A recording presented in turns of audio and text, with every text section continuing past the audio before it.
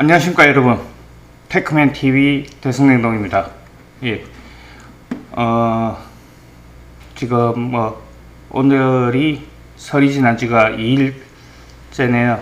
예, 제가 여러분들한테 새해 인사도 못 드리고 죄송합니다. 예, 새해 복 많이 받으세요.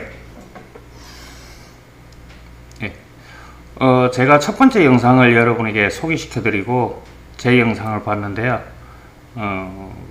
제 나름 열심히 한다고 했는데 제가 찍고 난 다음에 보니까 조금 약간 뭔가 조금 모자라는 듯한 그런 영상이더라고요.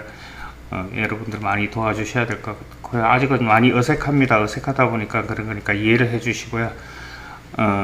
하지만 많은 분들 이제 연락도 오시고 그러셨어요. 그래서 제가 그 응원의 힘을 받아 가지고 두 번째 영상을 올려보려고 합니다. 예, 제가 첫 번째 영상에서 이야기 드렸던 여러 가지 도구들이나 방법에 대해서 얘기를 한다고 했는데요.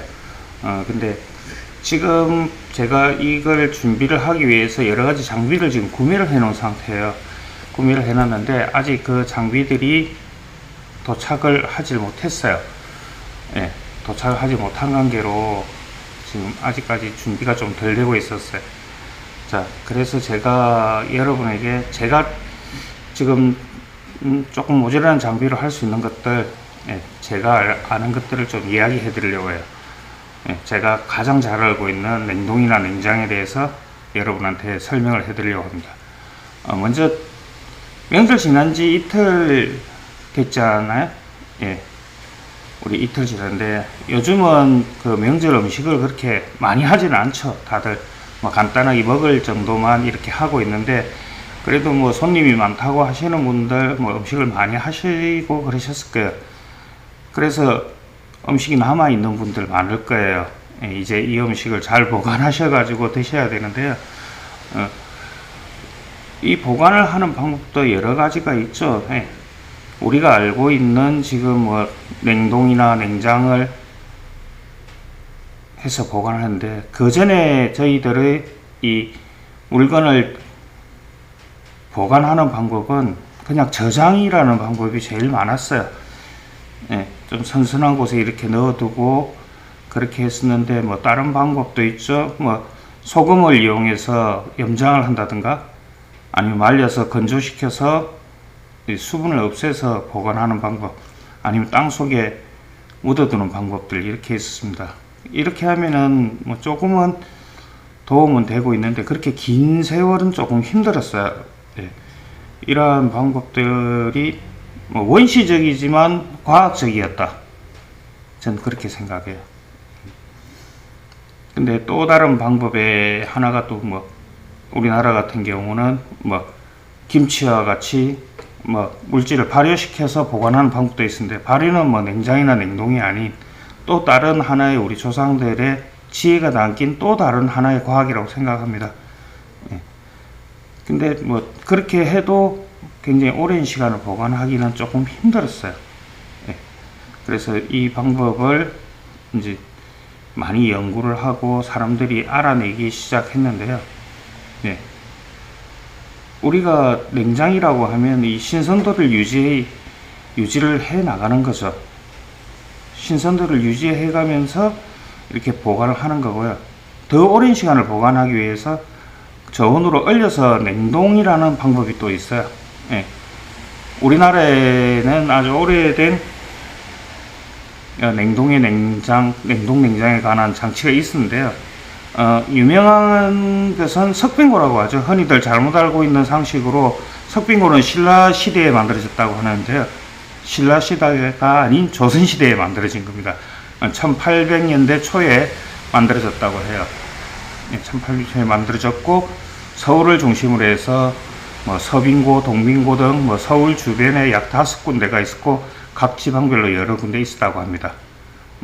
하지만 조금 문제가 됐던 것은 서빙고와 동빙고 같은 경우는 목재로 만들어져서 지금은 그 형체를 제대로 알 수가 없다라고 합니다.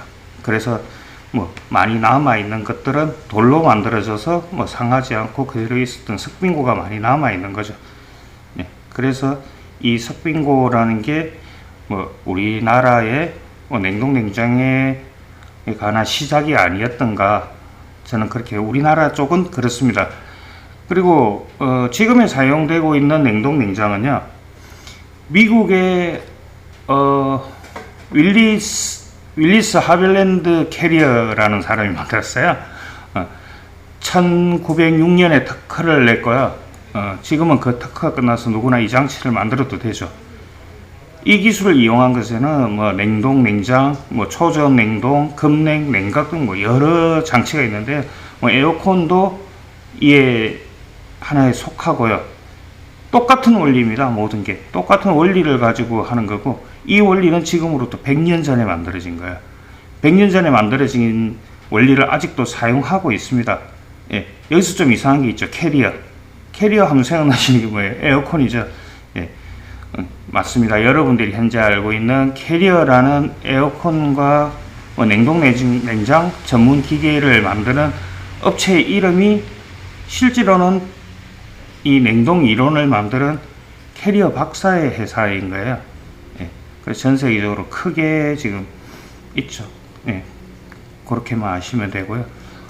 오늘은 뭐 여러 가지 뭐 초전, 급냉, 냉각 뭐 이런 것들을 다 이야기 드리려면은 이건 좀 굉장히 전문적인 지식이 들어가는 거고요. 여러분들이 가장 알아야 되는 건 그냥 냉동과 냉장에 대해서도 여러분들이 잘못 알고 있는 것들이 너무 많아서, 그래서 냉동과 냉장에 대해서 알아보도록 하겠습니다. 자, 근데 우리가 냉동과 냉장의 차이는 뭘까요? 냉장이라고 하는 거는요, 물건을 얼리지도 않고 낮은 온도에서 신선하게 보관하는 방법을 냉장이라고 합니다.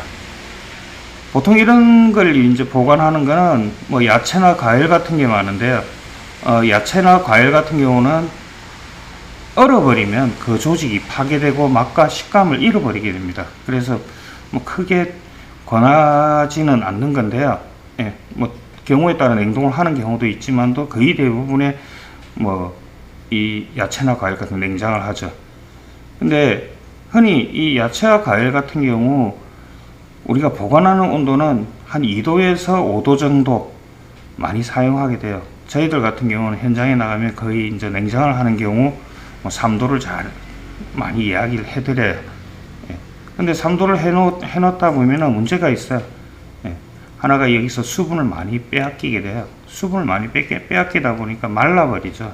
예. 그래서 뭐 이런 야채나 과일 같은 거 이렇게 보관하실 때는 랩이나 비닐 같은 이런 포장을 하는 방법이 하나가 있겠죠. 네, 그런 식으로 보관을 해주면 조금 더 신선하게 가는데, 그렇게 오래 가지는 못한다고 보시면 돼요. 뭐 완벽하게 이 저장 장치를 만들어서 우리가 하는 방식으로는 뭐 크게 냉동 창고를 지어서 안에다가 뭐 우리가 가습도 틀어주고 모든 걸 이렇게 맞추는 경우도 있는데, 흔히 가정에서는 그렇게는 안 되는 거고요. 예. 그렇게 오랜 시간을 두시지 말라는 거예요. 예. 그리고 모든 게 또 뭐 우리가 이 야채나 과일이라 해서 다 같은 건 아니에요. 뭐 특이한 거는 뭐 고구마 같은 경우는 뭐 평균적으로 한 17도 이하를 내려가면 고구마가 상한다 그러고요. 예. 뭐 또 다른 것도 있죠. 뭐 바나나 같은 경우 뭐 냉장실에 넣었을 경우 갈변 현상이 빨리 일어나게 되고요. 예. 그래서 뭐 그때 과일에 따라 틀린데, 가정에서는 이렇게 하기 힘드니까 좀 높은 온도는 바깥에다 보관하시는 게, 서늘한 곳에 보관하는 게 제일 나아요. 예, 저장의 방법이죠. 예, 저장으로 하시고 굳이 이제 냉장을 하셔야 되는 물건은 냉장에 넣어주시면 돼요. 그리고 야채나 과일이 아닌 육류 같은 경우 우리가 생각하는 얼어버린다는 온도 0도에서 육류는 얼지 않습니다. 예, 육류나 이런 뭐 어패류, 그 다음에 뭐 생선 같은 경우 실제로 얼지 않아요. 0도에서는. 그 이유는 간단해요. 주성분 자체가 단백질이나 이 지방질이 많기 때문에 더 낮은 온도에서 얼어요. 그 정도에서는 얼지 않죠. 그래서 얘를 얼지 않고 가장 낮은 온도로 간다면 보통 한 영상 3도에서 영상이 아니죠. 영하 3도에서 영하 5도 정도 이렇게 하는 게 육류나 어류 같은 것의 이제 냉장 온도예요. 그렇게 보관을 하셔야 돼요. 네. 우리가 소고기 같은 경우 냉장실에다가 이렇게 너무 오래 넣어둘 경우 오히려 뭐 조금 상품의 가치는 어떨지 몰라도 오랜 시간 놔둔다면 차라리 냉장보다는 냉동실에 넣어서 얼려버리는 게 더 신선함을 유지할 수 있어요. 예. 그리고 또 냉동이라 하면은 어떤 상태를 얘기할까요? 흔히 많은 분들 뭐 잘못 알고 있는 상식 중에 하나가 냉동이라고 하면은 뭐 물건을 얼려서 보관한다. 얼려서 보관한다 그러면은 그 얼려서 보관을 하는 자체가 문제가 될 수가 있어요. 우리가 무조건 얼리는 건 아니고요. 실제 냉동이라고 하면은 물질이 변하지 않게 그 온도를 유지하는 게 냉동이라고 이야기를 해요. 요즘 뭐 코로나 때문에 고생 많으신데 이런 바이러스들이나 미생물은 동면이나 움직이지 않는 온도대가 냉동의 온도대라고 보시면 돼요. 예. 우리가 그래서 지금 요즘 나오죠. 뭐 화이자 같은 경우 지금 백신을 개발했는데 영하 60도, 70도, 뭐 85도까지도 이렇게 보관을 한다는 것은 그 자체의 미생물이 죽지는 않아요. 거의 움직임도 없고 거의 동면이 아닌 완전히 잠이 들어버리게 만드는 온도가 그 온도라는 거예요. 그렇게 해서 이걸 보관하고 유통하게 되는 거죠. 네, 그러면 그 약품의 성질을 그대로 가지고 있기 때문에 그 온도대로 해서 우리가 이렇게 유통을 하게 되는 겁니다. 네. 그리고 이 하나의 또 예를 들면은 우리가 북극에 사는 에스키모들요. 에스키모들은 이 감기에 안 걸려요. 감기에 안 걸리는 이유는 뭐 간단합니다. 아까도 이야기 드렸죠. 워낙 추운 곳에 있다 보니까 이 바이러스나 미생물이 영하 18도 이하에서는 움직이지를 못하기 때문에 뭐 행동을 하지 않고 뭐 이렇기 때문에 몸 밖으로 만약에 사람 몸속에 있을 때는 살아있죠. 살아있는데 이 자체가 몸 밖으로 나왔을 때 이게 움직이지 못한다는 거예요. 그러니까 움직이지 못하니까 이 옮겨 다니지도 못하고요. 그러다 보니까 뭐 이 바이러스나 미생물이 없으니까 부패도 안 하는 거죠. 그래서 우리가 뭐 뉴스 같은 데를 보면은 뭐 1000년 전에 사람이 얼음 속에서 발견됐다. 예. 그 온도도 그냥 영하 1, 2도의 온도였다면 그 사람은 상해요. 그 시신은 상하게 되는데 그게 아니고 이제 그보다 더 낮은 온도에 보관됐기 때문에 그런 이제 미라 같은 것들이 간혹 발견되기도 합니다. 예.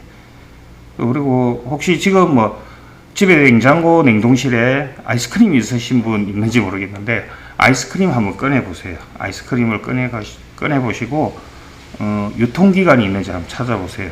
유통기간을 한번 찾으시면은 예. 찾으시는 분한테 제가 어마어마한 상품을 드릴게요. 아무리 찾아봐도 없어요. 네. 아이스크림 종류 뭐 이런 종류 유통기간이 없습니다. 왜냐하면은 이 자체를 보관하는 온도대가 벌써 영하 18도 이하에 보관을 하기 때문에 예, 부패가 없다는 거죠. 그럼 뭐 저희들 그냥 아이스크림 바 같은 경우는 굳이 영하 18도가 아니더라도 보관은 가능해요. 보관은 가능한데 그 안에 약간의 유제품이라든지 이런 게 들어있다면 부패가 시작되는 거고요. 예. 그래서 모든 아이스크림을 보시면 거의 대부분 그렇게 적혀 있어요. 영하 18도 이하에 보관하세요만 돼 있지 유통기간이라는 건 없는 겁니다. 예. 그런데 집에서 간혹 이렇게 아이스크림 보관하시다 보면은 이렇게 약간 물러지는 경우 있죠. 예. 온도를 너무 높이 놓으신 거예요. 그냥 뭐 영하대에 가면은 뭐 전기세를 조금 아끼신다고 생각하시는 경우도 있고, 뭐 영하대가 아니면은 영하대에서 조금만 밑으로 얼어 있으니까 관계 없겠지 하지만 실제로 만져보면 이게 물렁물렁거려요. 물렁물렁거린다는 거는 미생물이 움직일 수 있고 그러다 보면 그 안에서 실질상 부패는 시작된 거예요. 그러니까 아이스크림 같은 경우 특히 유제품이 들어있는 아이스크림을 보관한다면요 영하 18도보다는 조금 더 밑으로 내려가는 게 좋아요. 왜 그러냐면 냉장고가 잠시 멈추고 냉장고에 재상이라는 얼음을 녹여주는 그런 시간이 있습니다. 그 얼음을 녹여주는 시간에 이 물질이 상할 수 있기 때문에 영하 18도보다는 조금 더 낮춰주는 게 좋습니다. 예. 그 자체도 일단은 뭐 유제품의 단백질 때문에 그런 거예요. 그리고 제가 또 현장을 나가면은 주로 가정에는 많이 안 나가고 제가 산업용 현장을 많이 가고 있는데, 산업 현장에 가서 보면은 그런 이야기 많이 물어보세요. 여름하고 겨울에 온도를 다르게 해야 하느냐고 물어봐요. 여름에는 더 내리고 겨울에는 좀 덜 내리면 안 되냐, 이렇게 물어보시는데요. 아까도 이야기 드렸지만 식품은 그런 온도대하고는 관계없이 부패와 그 온도대를 가장 유지할 수 있는 그 온도를 맞추기 위해서 냉장과 냉동이 필요한 거지, 그 온도대를 넘어서면 냉장과 냉동이 아무것도 안 되는 거예요. 그래서 여름이나 겨울이나 온도는 항상 똑같아야 된다는 겁니다. 예. 이렇듯이 이제 냉동과 냉장에는 우리가 모르는 과학이 있는 거예요. 그러니까 보통 집에서는 그 온도대를 잘 맞추시고 하시고요. 제 같은 경우는 보통 냉장고 같은 경우 3도, 그 다음에 냉동실 같은 경우 한 20도 정도, 영하 20도 정도 맞춰놓고 보관합니다. 그럼 거의 다 보관이 되고요. 아까도 이야기 드렸던 우리 그런 물건들, 이런 것들은 밖으로 또 내놓으시고요. 굳이 냉동을 안 해야 되는 것들이 또 있습니다. 예, 그런 것들은 가까이 챙기셔가지고 밖으로 내주시고요. 자, 그리고 마지막으로 우리가 아무리 저장, 냉장, 냉동의 방법으로 물건을 보관할 수 있다고 하지만요, 솔직히 이야기 드리면 그때그때 바로 구입해서 먹는 게 제일 신선하고요. 냉장고를 많이 비워 두시는 게 제철 음식을 많이 먹게 됩니다. 그때 나는 그 제품들이 가장 맛있고요, 가장 우리 몸에 좋습니다. 예, 그리고 다이어트도 많은 도움이 되겠죠. 물론 제 같은 경우는 이 다이어트를 이야기하기는 좀 힘들겠지만, 예, 그렇습니다. 그렇게 해서 여러분들 이래 지금은 겨울이니까 그런 것도 없겠지만 좀 적어요.